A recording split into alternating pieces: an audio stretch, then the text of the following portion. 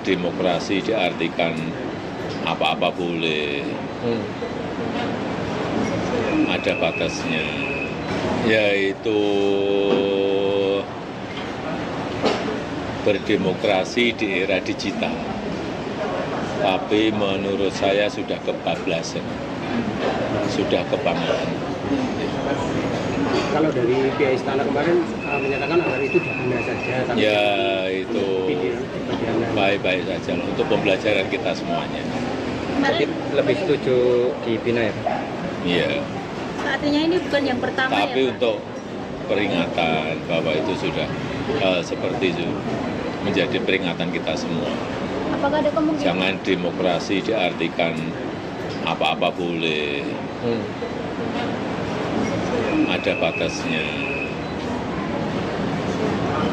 Ada kemungkinan bawa ke pidana nggak Pak kalau Bapak membawa ke pidana? Oh, udah kan sudah diputuskan oleh pemerintah bahwa akan Pak yang bina terlebih dahulu.